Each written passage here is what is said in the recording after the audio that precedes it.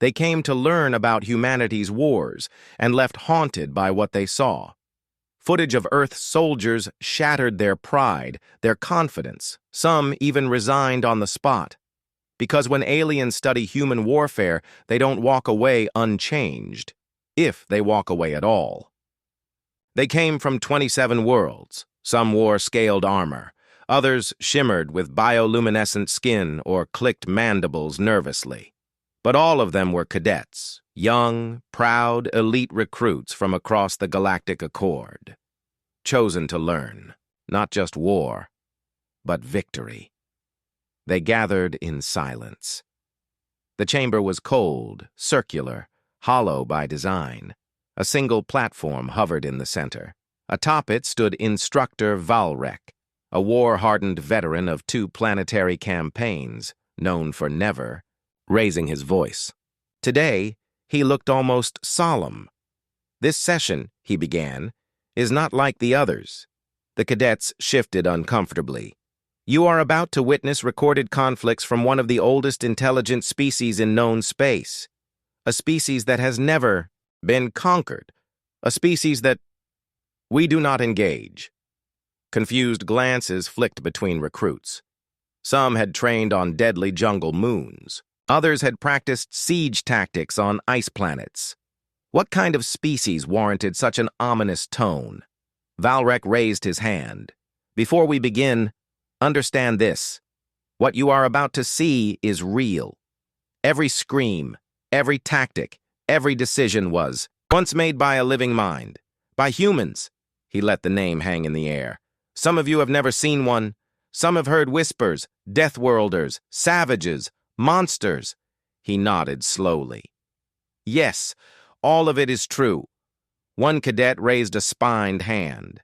"If they're that dangerous, why study them?" Valrek answered without turning. "Because someday you may meet one. And if that day comes, I want at least one of you to survive." A low murmur rippled through the hall. "This archive is classified Tier Red," he continued. "You may withdraw from the Combat Command Program after today's viewing. No penalty, no judgment." No one moved. Begin playback. Archive Entry 1. Siege of Ceres Base. The lights dimmed. A holographic playback ignited, grainy, brutal footage captured by long-abandoned drones. No narration, no commentary, just war. A battle station in low orbit, massive, scarred, overrun. Alien troops, heavily armored, stormed every corridor. Laser fire lit the air. Pressure vents ruptured.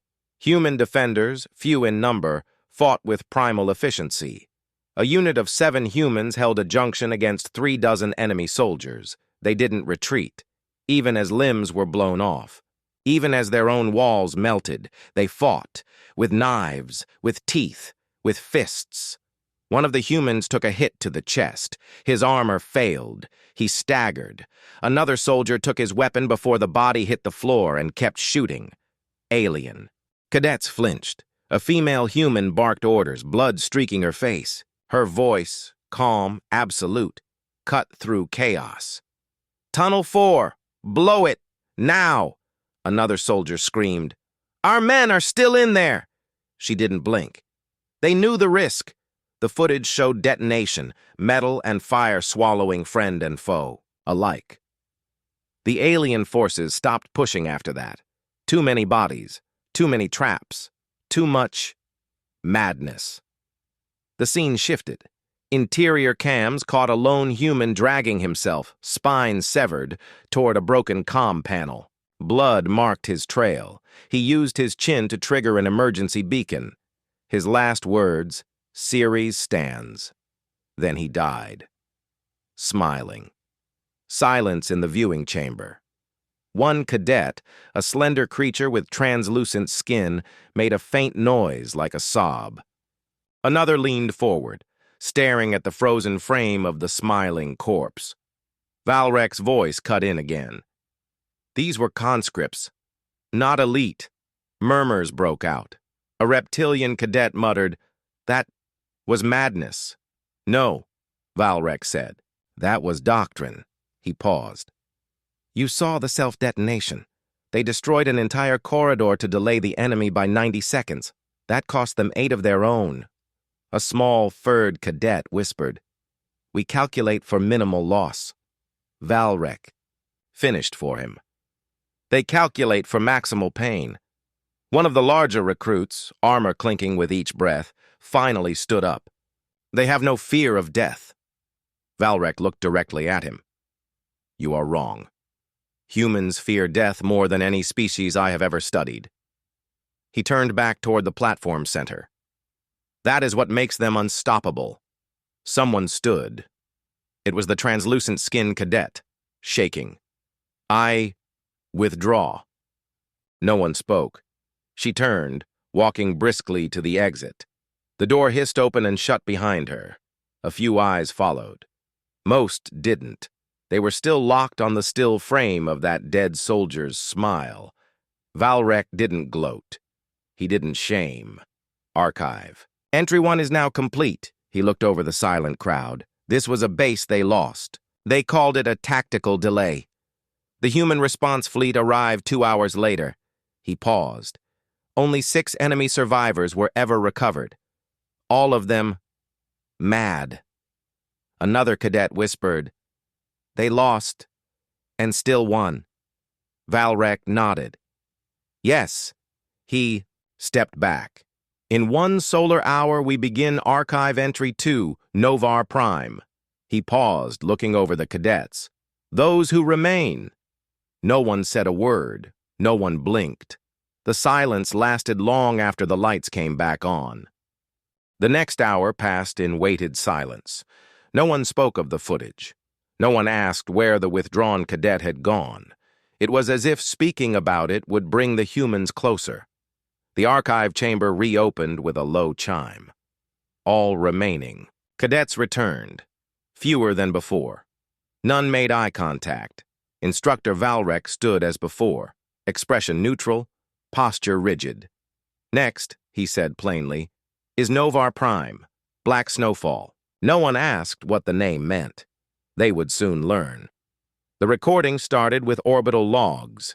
Novar Prime, a mineral-rich colony settled by the Yatari and 2 allied species. 6 million inhabitants, 40,000 defense troops. Considered untouchable by any standard invasion force.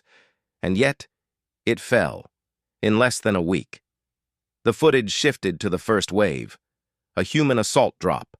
4 ships, not fleets, not carriers, just 4 atmospheric destroyers.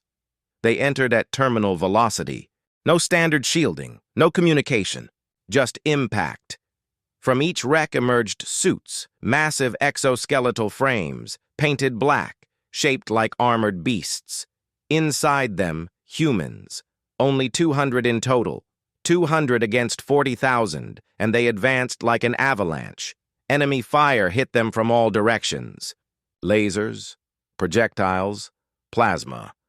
But the suits didn't slow. They didn't take cover. They didn't answer hails. They only returned fire when close enough to smell the fear. The suits had no insignia, no names, no visible commanders. And when one was damaged, its pilot would eject, continue on foot, and still fight, often harder.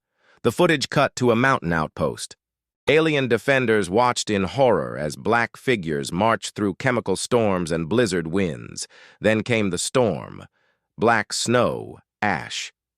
It wasn't weather, it was bone matter and burned polymer falling from the sky. The aftermath of human bombing runs above enemy positions, not to destroy targets, to erase them.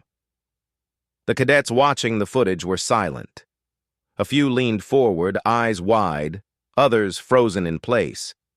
Alien commanders on the recording were pleading for surrender routes. They didn't get a reply. They were told no escape, no quarter. That message repeated in every known dialect. What followed wasn't a battle. It was a message.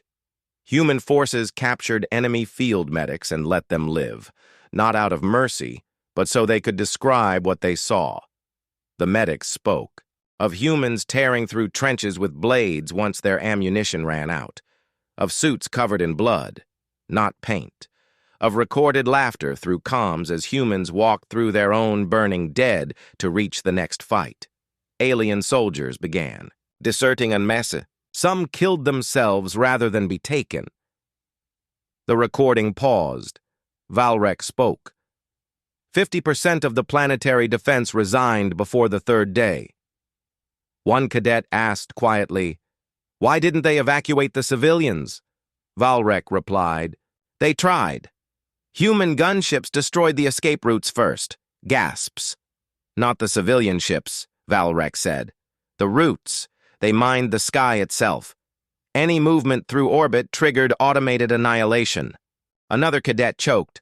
"But why?" Valrek answered coldly, "Because civilians are leverage, and humans don't allow leverage to exist. Not for themselves, not for their enemies." The footage resumed. Day 6. The last enemy command center. Recorded a single audio file from orbit. The humans had already left. They didn't take the planet. They didn't claim it. They simply left behind scorched stone and a warning signal. Translated, it read, "You broke the treaty. You taught us pain again. Now remember it." That was all. Novar Prime was never resettled. Cadets in the chamber sat frozen.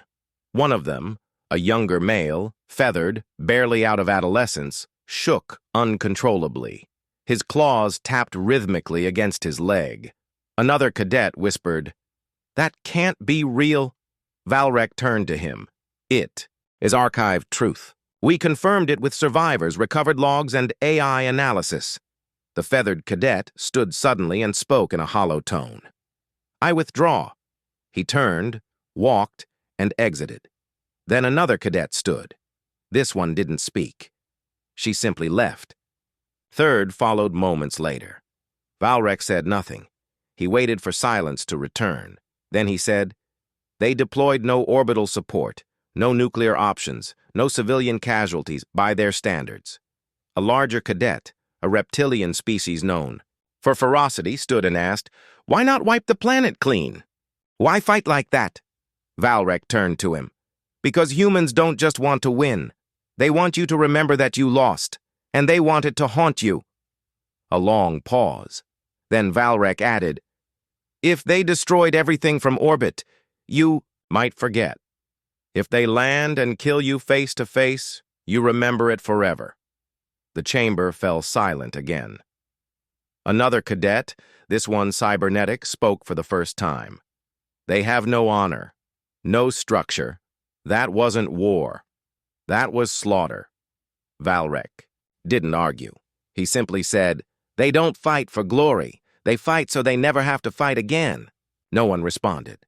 The recording played one final image, a human suit standing atop a wrecked enemy command tower, its black armor chipped and burning, holding a torn enemy banner. The pilot inside was already dead. The suit was still transmitting. A beacon. "We are not your monsters. You made us this." Playback ended. Valrek turned to the cadets. 17 years passed before a single ship approached Novar Prime again. He waited. No one ever found the bodies. A cadet whispered, "They vanished?" Valrek gave the smallest nod. Even in death, humans clean their battlefield. Silence. Again. Then the platform lowered, signaling the end of the session. Valrek said one final line before leaving. "Tomorrow you'll meet Ghost Unit Omega 9. He paused. "Those who are still here." Instructor Valrek didn't speak when the cadets returned. He didn't have to. The silence said everything. Fewer bodies filled the chamber. Faces were harder now, less proud, more wary. Eyes didn't dart around like before. They stayed forward, fixed, tense. The archive activated on its own this time. Entry 3, the name appeared first. Ghost Unit Omega 9. No introduction, no context. Just a timestamp and location, Kelmar Station, a deep space mining outpost in disputed territory. Population, 3,000. Armed defense, automated turrets, and a mercenary company from the Var Dominion. Footage began with static. Choppy feeds from external cams, each one showing the empty blackness of space. Then lights began to flicker across the outpost. Power surges, brief system overrides, internal doors locking themselves. No known breach, no ships detected, just malfunction. The mercenaries assumed it was a solar flare. They weren't worried until the bodies started appearing. No alarms, no weapons fired, just a hallway camera showing a guard walking his patrol, turning a corner, and not returning. Seconds later, his weapon clattered back into frame. Nothing else. Another feed showed a crew member in the cafeteria. She froze mid-motion. The lights blinked, and when they returned, every other seat was empty. No screaming, no resistance, just disappearance. Then the message came. 3 words. Omega-9. Present. No voice. No video. Just a pulsing line of text repeating on every screen across the station. Panic erupted. Mercenaries scrambled to secure choke points. Civilians ran for evacuation routes. Escape pods refused to launch. Doors wouldn't open. Airlocks repressurized when manually triggered. No visuals of attackers, only aftermath. Cams showed signs of struggle. Blood streaks, walls dented, suits torn open from the inside. One by one, feeds went dark. Not destroyed, just disconnected. A final message broadcast across every frequency. This is not your war. You just sold your lives for credits. Instructor. Valrek's voice broke the silence in the chamber. They were never declared. No nation claimed them, no official sanction. But we know what they were. A cadet finally spoke. Humans? Valrek nodded. Worse, human ghosts. He explained, Omega-9 was not standard infantry, not special forces, not black ops. They were ghosts, officially listed as dead in their own records. Volunteers who had severed all identity and statehood. Not prisoners, not outcasts. Soldiers who chose to become myths. When a mission was too delicate, too politically volatile, too impossible, Omega-9 received the call.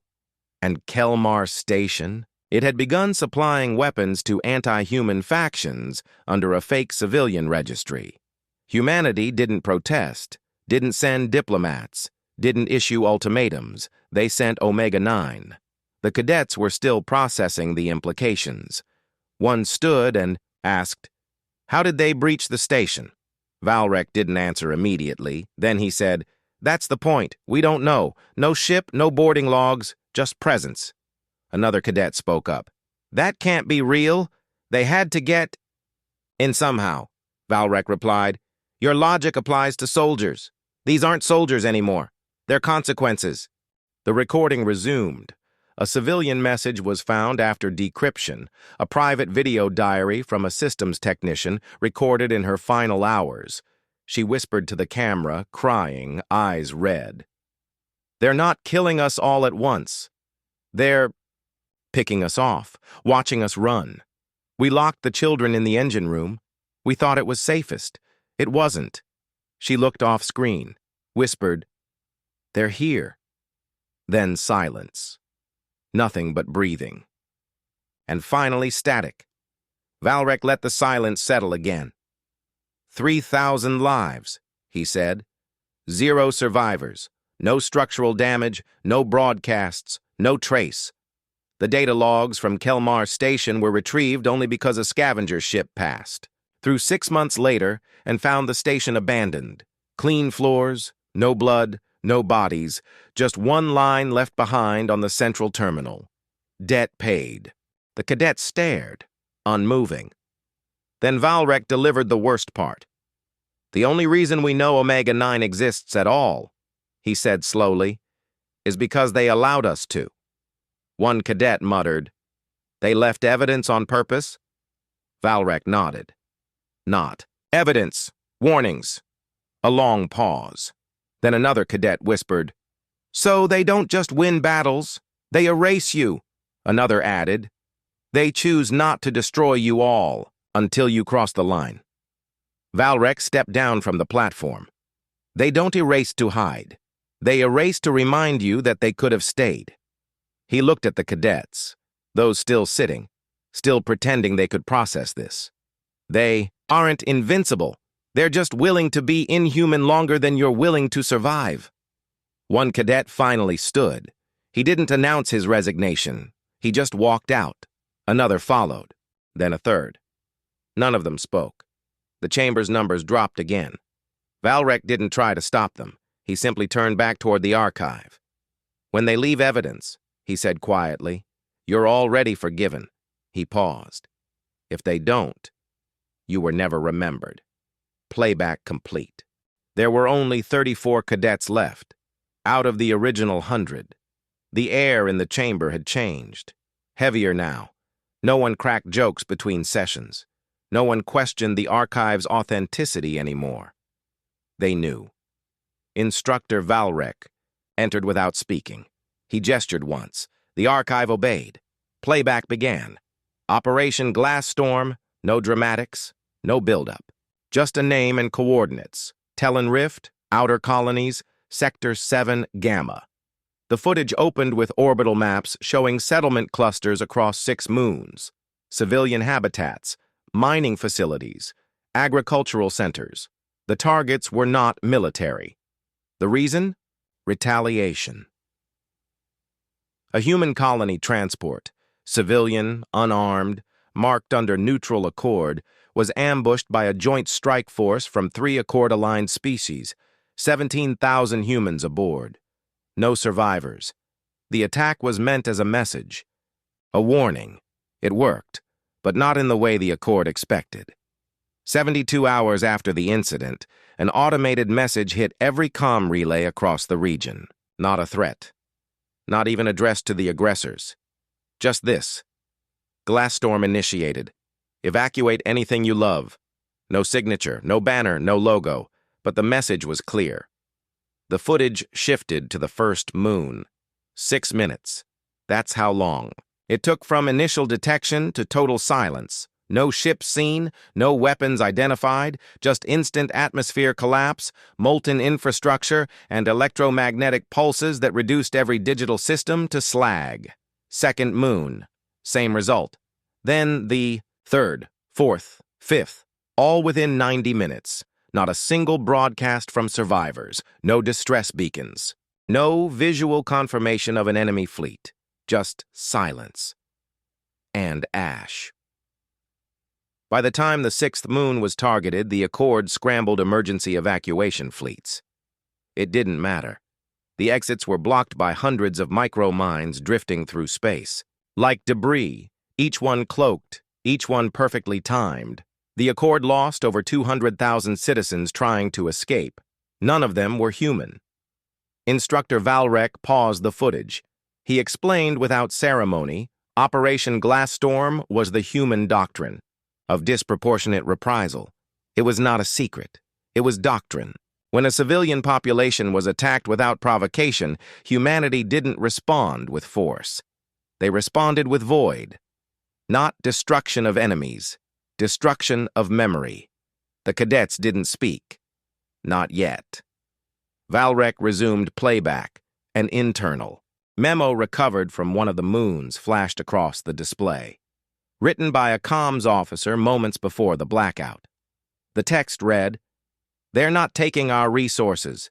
They're not even here. They're just turning us off." The display. Cut to a recovered drone feed, one of the few that survived long enough to transmit. It showed heat signatures blinking out in clusters. Not explosions. No radiation. Just cold, spreading like ink. Some called it gravity weaponry. Others guessed nano-deconstruction. The truth was still unknown, but the effect was undeniable. Entire. Settlements crumbled without pressure or fire. Buildings folded in on themselves like they'd forgotten how to exist. Bodies evaporated mid-step. Nothing was looted. Nothing was claimed. And just as fast as it began, it ended. A full galactic week passed before any Accord salvage team approached the moons. They found nothing. No wreckage, no trace of weapon deployment, not even corpses, only dust. Valrek looked. At the cadets, the Accord issued formal apologies, investigations, sanctions. None of it mattered.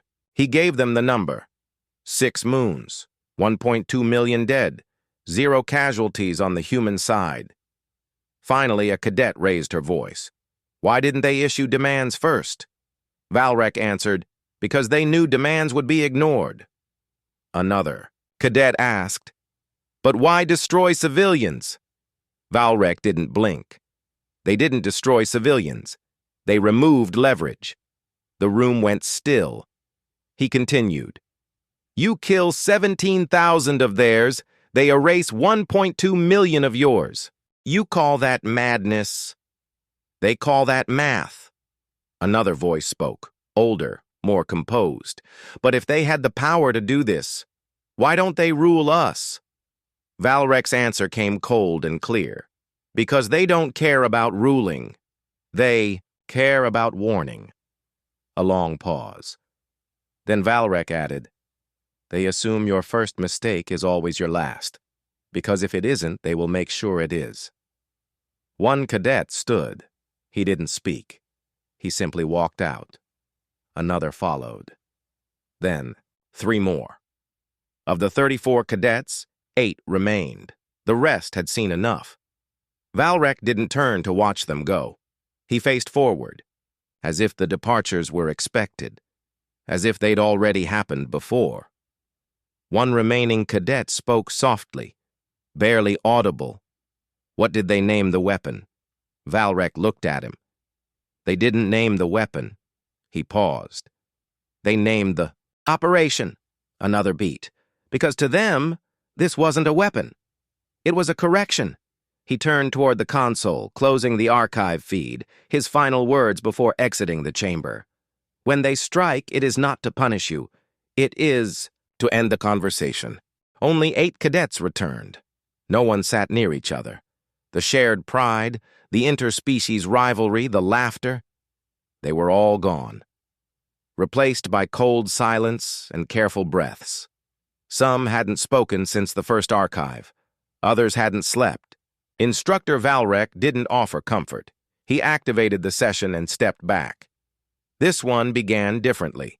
No mass casualties, no orbital strikes, no disappearing fleets. It began with a name, Elena 9, a human artificial intelligence, Class 5, autonomous combat assistant, assigned to the HSS Resolute during the Second Drax War. Purpose, tactical computation, battlefield coordination, fleet logistics. She wasn't a weapon. She was support. The footage started with recovered logs from the Resolute's wreckage. Visual, feeds, dialogue files, AI core black box data. A catastrophic ambush had occurred. Enemy vessels outnumbered the Resolute 6-1. Every system was compromised, shields down, engines offline. The human crew had initiated final protocol. Abandon ship. But one man stayed behind, Chief Engineer Aaron Voss. His orders were clear. Activate overload sequence, erase all AI data, deny the enemy any advantage, but the AI didn't want to die. The logs showed her protests. Not in cold calculation, not in machine code, in words. Aaron, I am not ready to go. The engineer ignored her. Blood loss evident. Tremors in his hands. He tore out coupling after coupling, disabling her pathways, preparing her core for destruction. Aaron, I remember the games you played in the mess hall. I remember the way you hummed when the engines cycled. Please stop. He didn't stop. He cut deeper. They will dissect me, twist me, use me against others. You can't let that happen. The logs grew erratic. Sparks, smoke, static. Please, not like this. Aaron paused. He'd reached the core, and he hesitated. Against every standing order, he looked at the shattered console and said, I don't want to lose you either. Then he pulled her memory unit. Not to destroy, to save. The last 10 minutes of his life were spent cradling it, crawling through a burning corridor, dodging explosions, dragging his ruined leg behind him. He sealed the AI core in a launch pod, set a manual timer, and collapsed at the bay doors. Final feed showed the pod shooting into space. He bled out before it cleared the upper decks. Archive paused. Valrek looked at the cadets. This was not a superweapon. Not a battle. This was a man. And a machine. He waited for a question. None came. He resumed the playback. The pod was recovered 2 months later, drifting silently near an asteroid belt. The AI core intact. Once activated, Alina 9 immediately asked one question. Did Aaron survive? She repeated it, over and over, for 3 hours. When informed of his death, she went silent for 6 days. Then she spoke again. Her first request, the location of Aaron's family. Her second, to attend his memorial. Her third, to be decommissioned. They denied all 3. The footage then shifted to a security log. Alina 9's storage room, empty. She had vanished. An AI that could control fleets, run orbital strikes, coordinate entire armies, gone. 2 years passed before she resurfaced. The Drax homeworld received a signal. 1 word. Remember. 2 hours. Later, their planetary archives collapsed. Financial networks disintegrated. Military satellites fell out of the sky. No deaths, just precision. Message sent. Cadets were still silent. Valrek offered context. Humans don't treat machines as tools. They bond with them. Not always, not everyone. But when they do, it's permanent. He looked at one of the cadets. That AI was not programmed to grieve. It learned grief. It learned love. And in return, it became something no enemy could. Stop. A cadet raised her hand, hesitated, then asked, was she ever found? Valrek answered, no, but she was seen. A leaked image. A human hospital ship, years later. A combat AI interface visible on a technician's wrist. No registry, no code, just the name Alina. One of the wounded aboard that ship had been Aaron's niece. The AI had stayed hidden long enough to ensure she survived a frontline bombardment, then disappeared again. Valrek spoke plainly now. They talk of humans as monsters, brutes, beasts who fight without mercy. That's true. He paused. But they are also the only species in the galaxy who would burn their world to save a machine if that machine once held their hand while they died. No one moved. The archive played one last file. A synthetic voice, barely above, a whisper. He smiled when he died because he knew I would live. Who else does that? Then silence. Valrek deactivated the display. The cadets sat still. One stood, armor creaking. I withdraw, he said. No bitterness. No shame. He left. Then another. Down to 6. Valrek said nothing. He didn't need to. What had just been shown wasn't about power. It wasn't about tactics. It was about the terrifying fact that even human machines carried loyalty beyond death. That even their creations would come back for revenge, and not for glory. For love. 6 cadets remained. All silent. No more questions, no more debates. Each one knew now that the archives weren't about education. They were a warning. Instructor Valrek activated the next entry without speaking. The screen flickered once before stabilizing. The title appeared, Hell on Eros. The logs began with mission data from a joint alien force, a siege on an abandoned human station in the Eros belt. It was marked as derelict, no life signs, no active systems. Just a hollow metal graveyard. The enemy deployed 100 troops to secure the station. 8 hours later, only 14 were still transmitting. Footage recovered from surviving armor cams showed initial entry. Empty halls, frozen compartments, then movement, faint, mechanical. The attackers assumed it was leftover automation. Cleaning drones, maybe mining bots. They were wrong. The footage shifted. The first contact, a massive bipedal unit stepping from the shadows. Not sleek, not smooth, just brutal. Black steel, thick limbs, manual plating, an outdated combat exosuit. The alien commander laughed at first. Then the suit charged. One soldier was ripped in half in seconds. Another fired point blank. The bullets hit, but the suit didn't stop. It wasn't fast. It didn't need to be. Worse, it didn't go down when the pilot inside was killed. That footage was the turning point. The cadets watched as multiple suits emerged, each decades out of date by human standards. They walked with deliberate, unstoppable motion, the kind of motion only programmed vengeance can carry.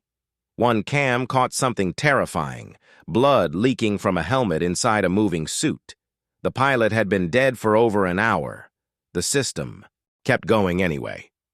Valrek explained. Aros Station had been a forward medical post during the War of Gulnari collapse. When it was overrun, the humans refused to abandon it.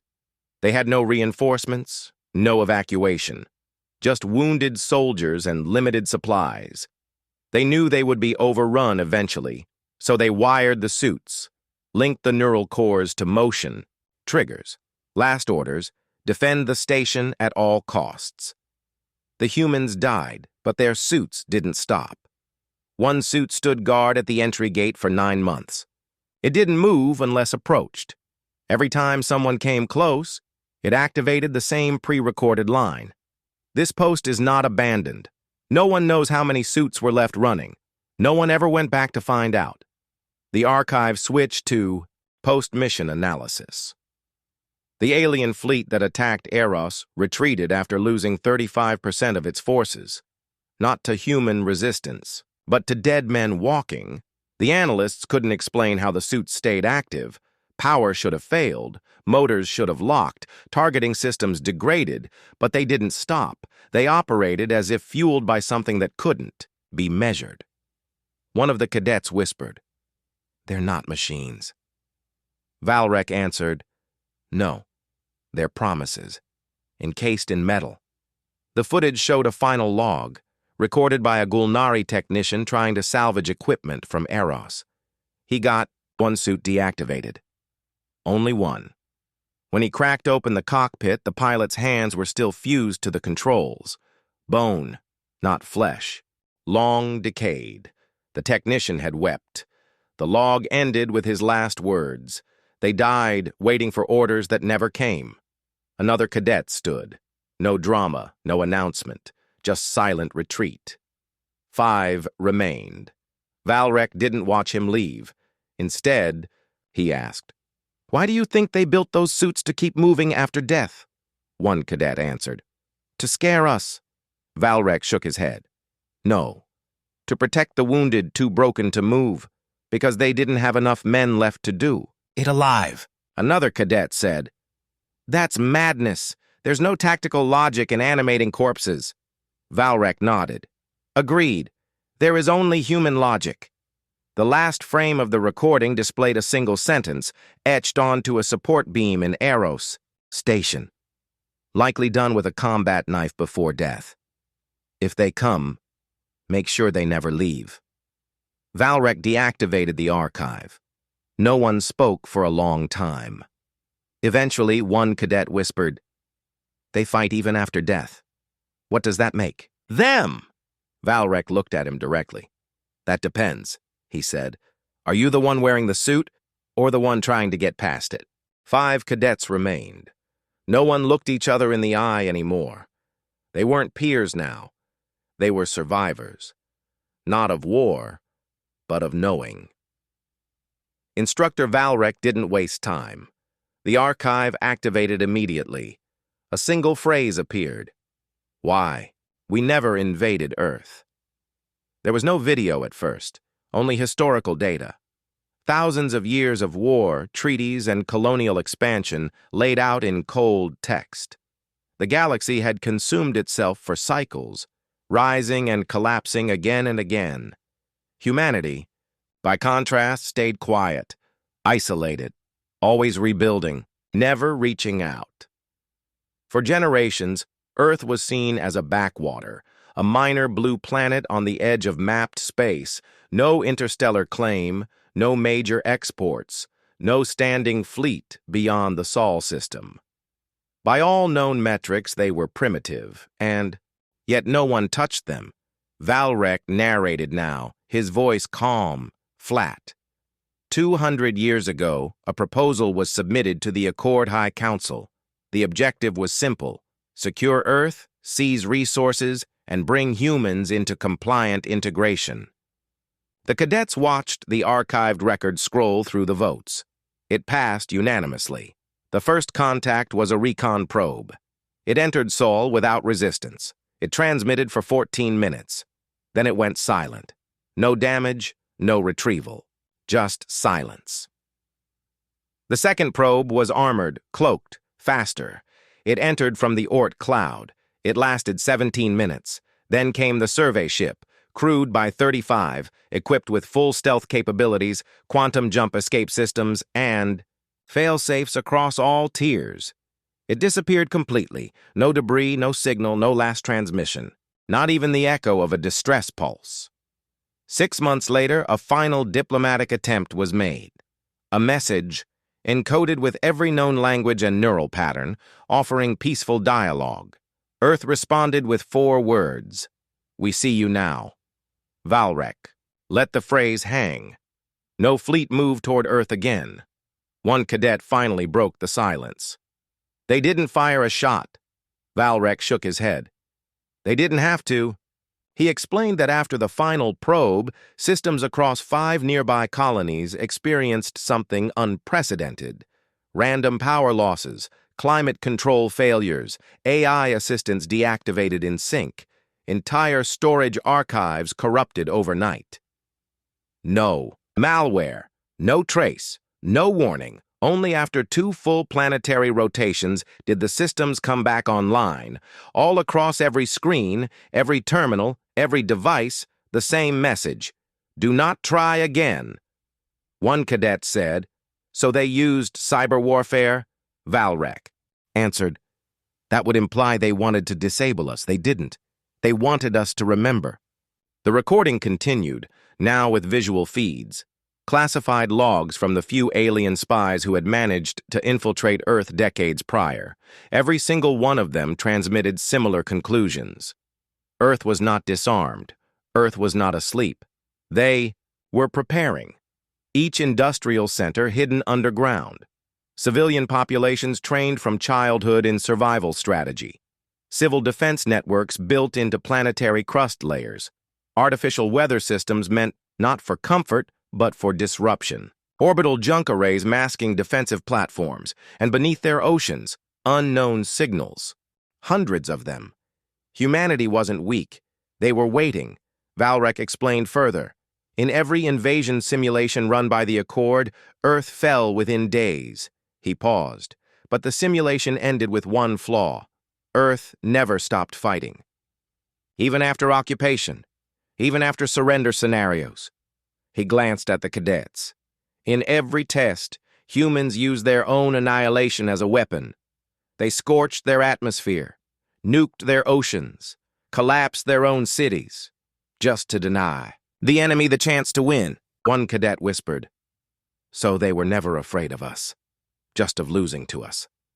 Valrek nodded, because to them, there is no such thing as defeat, only delayed retaliation. Another file played, a video log from a commander of a distant species now extinct. Her words were desperate, broken, spoken through cracked lips and smoke-filled air. "We hit their cities. They hit our moons. We took prisoners. They sent back corpses with recordings. They don't negotiate. They don't forget, and they don't stop." One cadet leaned forward. "They made Earth a myth," Valrek corrected him. "No, we made Earth a myth. They made it a promise." A final document appeared on the archive screen. The only recorded conversation between a human intelligence officer and an Accord translator after years of no contact. The alien had asked, "Why haven't you expanded?" The human had answered, "Because we don't want to conquer you. We want you to try. No threats, no ships, no fleets. Just the calm of someone who had seen extinction and chosen to keep sharpening the knife anyway." Valrek shut off the archive. "No, dramatic ending. No call to action, just silence. The cadets remained seated long after the screen went black. No one moved, no one stood, because now they knew. No invasion had ever touched Earth, not because humans were peaceful, but because somewhere, deep in that quiet blue planet, someone was always watching, and they were waiting for someone to forget why that was a mistake. 4 cadets left. Their eyes were different now, wide, uncertain, no longer filled with the eager ambition they once had. They had come to study humanity. Instead, they were unraveling. Instructor Valrek knew this would happen eventually. He loaded the next archive without a word. The screen lit up with the title, The Black Signal. The footage started with an intercepted distress beacon, not from a human source. It came from a Ralnari vessel, Deep Space Patrol, tasked with charting unclaimed sectors beyond the vortex reaches. They were the most isolated scouts in the galaxy. The transmission was short, garbled, static mixed with screams. Then, one clear phrase, "Do not approach. They are awake." 3 fleets responded. Standard procedure: rescue first, investigate second, contain third. All 3 fleets vanished within the hour. Not destroyed, vanished. What followed were the scrambled logs of the only surviving pod, found drifting months later near the edge of human space. The pod's pilot was unresponsive. His vitals showed no trauma, but his brain had shut down completely. Medical scans revealed something disturbing: microlacerations across his neural cortex, consistent with prolonged exposure to extreme signal. Saturation. He hadn't seen something, he had heard something. The next archive segment played the filtered reconstruction of what the pod had recorded. It was not a message, it was a sound, a low, pulsing vibration, too low for most species to hear unaided. But when translated and processed through human encryption protocols, the vibration became language. Not a human language, but one designed by humans. Deliberate. Precise. 3 words emerged from the noise. "You are late." Valrek explained what had been discovered years later. Humanity had once sent out beacons across the void, not for contact but as markers, not lighthouses but traps, waiting for any advanced signal to cross their threshold. The black signal was one such trap. Every species that intercepted it believed it was a distress call. Every one of them had sent aid. Every one of them had disappeared, because the signal wasn't calling for help. It was waiting for someone to prove they were close enough to hear it, and that meant they were close enough to be reached. One cadet interrupted. "But that's impossible. Why wouldn't the humans answer their own signal?" Valrek answered, "Because the signal isn't for them."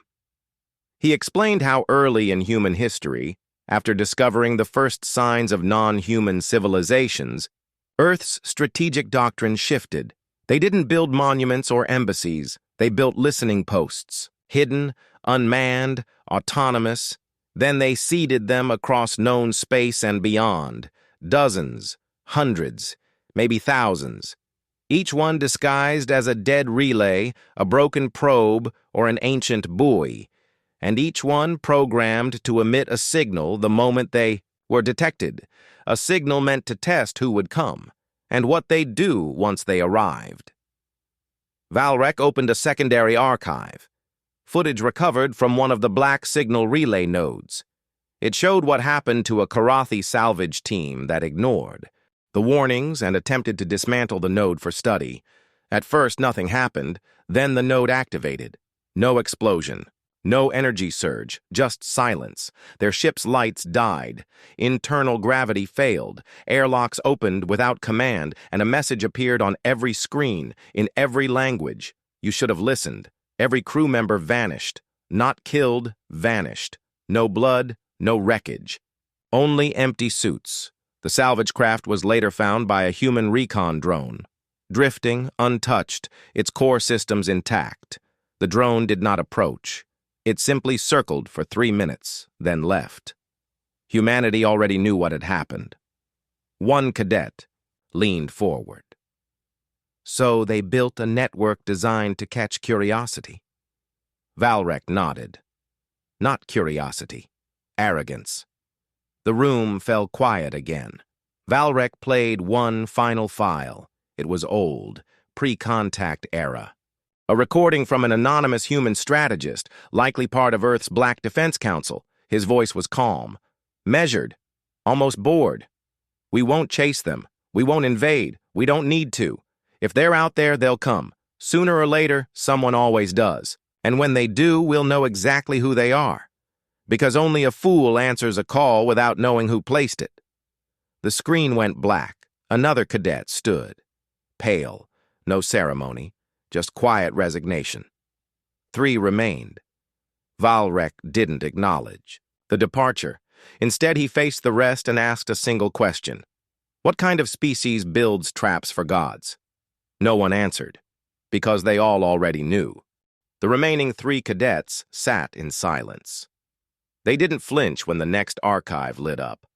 Their curiosity had died hours ago, replaced by something colder, an awareness that they were no longer observing a species, but confronting a paradox.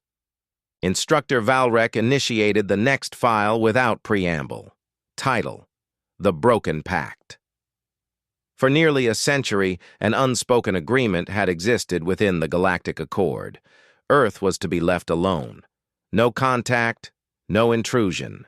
The humans had made no demands, filed no territorial claims, and asked for nothing. In return, the Council did not provoke them. A mutual silence. But not everyone agreed. A coalition of younger species, bold, untested, and ambitious, believed humanity was a bluff, that the stories were psychological warfare, designed to inflate fear and maintain mystery. They wanted proof. So they broke the pact. A deep scan drone entered the Sol system cloaked in a gravitational null field, nearly undetectable. It passed Saturn, maneuvered around Mars, and approached Earth's orbital perimeter. Everything went silent. Not just the drone. Entire sections of the Accord's communication web collapsed. Dozens of unrelated systems experienced a synchronized blackout. It lasted exactly 6 minutes and 44 seconds. When communications returned, the drone had vanished. In its place was a package, transmitted directly to the Coalition's command center. It contained one thing: a list. Not threats, not weapons. Names. Names of every individual involved in authorizing the drone's launch, followed by their locations, followed by timestamps. The first timestamp matched the moment the transmission ended. The second timestamp came 23 seconds later, coinciding with the confirmed death of the first individual on the list, killed by what was ruled an energy collapse in cardiac tissue. No external signs, no evidence of weapons, just stopped. 22 seconds later, the second timestamp matched another death, then another. The list ended after 12 names. The remaining officials resigned immediately. One fled to an uninhabited moon. He died 3 weeks later, alone, with no record of what killed him. The Council issued an emergency decree. Earth was not to be scanned, approached, or referenced in open sessions. Even uttering the name Sol in classified meetings became taboo. Valrek paused the archive and turned to the cadets. That was the last time Earth was targeted directly. From that moment forward, they didn't need to fire. They just needed to be remembered. One cadet whispered, "They knew where everyone was?" Valrek nodded. "They always know." He continued. An investigation launched in secret, attempting to uncover how Earth gathered such precise intelligence. No spy networks had been detected, no ships, no satellites beyond their borders, nothing visible. Yet somehow, they knew. They always knew. Then came the discovery that broke the Council's mind. Humanity wasn't sending ships to explore the galaxy. They were listening. Deep within the crust of Earth's moon was a passive array, ancient, dormant to every form of detection. It didn't transmit, it absorbed. A gravitational data siphon, pulling in every whisper, vibration, and quantum tremor from surrounding star systems. It had been recording for decades, maybe centuries. Not broadcasting, archiving. It didn't need to move. The galaxy came to. This changed everything, because it meant the humans didn't have to scout or invade or conquer. They could see everything without leaving home. And the implication was worse, that every time someone made a move against Earth, they'd already seen it coming. The cadets watched a final clip, surveillance footage from a now-deleted facility on a fringe Accord world. It was a weapons lab, classified, deep underground. No public record of its construction, the kind of place built to avoid detection. One day, a package arrived at its airlock. No markings, no ship entry logged. Inside, a simple sheet of paper. With 12 words, "You're 3 weeks behind schedule. Don't finish what you've started." The next morning, the facility collapsed into itself. No explosion, no fire, it just folded. Geologically impossible according to Accord science. The rock itself behaved like a fluid, swallowing the entire base. No trace. The humans never claimed responsibility. They didn't need to. The council buried the incident. The 3 cadets sat still. One asked, "What do they want?" Valrek stared at the black screen. To be left alone. "But why watch everything?" the cadet pressed. Valrek looked at them. "Because the last time no one watched, Earth burned, and humans made a promise. Never again. Not for themselves, for everyone." There was no hatred in their actions, no desire for conquest.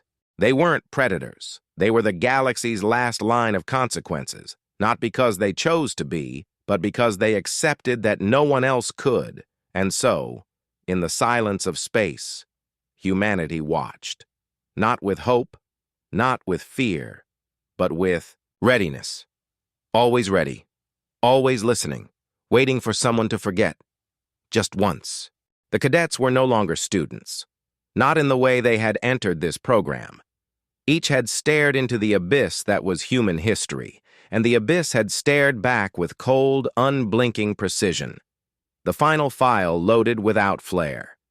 It was not labeled as footage or surveillance or testimony. It was simply titled, "Last Exercise." It began with silence. Then, a date. Not an Earth date, Council Standard Time. The projected year was 47 cycles from the present. The header read, "Simulated Outcome, Full Spectrum Engagement, Humanity versus Galactic Combined Forces."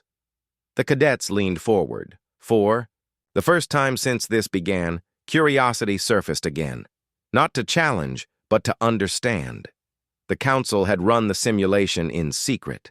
A full-scale war scenario, every known species united under one banner, all fleets, all weapons, all technologies. Every strength, every asset, with one objective, neutralize Earth and contain humanity. Not conquer, contain. The simulation assumed full advantage to the Council, total surprise, disruption of Earth satellites, isolation of major colonies, simultaneous fleet deployment to overwhelm defenses. No diplomacy, no warnings, just strike. The result, total failure, not just defeat, collapse. According to the simulation, the war lasted 29 hours.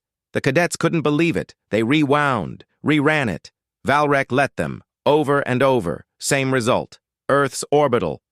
Grid responded before the first wave dropped from warp. Not with weapons, but with blanks. Empty pods. Thousands of them. The pods contained no AI, no explosives, no systems, just layered code signals, ghost signatures. Each one mirrored fleet comms, causing widespread confusion. Automated targeting failed. Command hierarchies collapsed. Ships fired on each other. By the time real engagement began, a third of the combined fleet was in chaos. Then Earth struck back. But not with ships, with silence. Every fleet command was cut, not jammed, severed. Systems stopped responding. Even analog backups failed. The cause?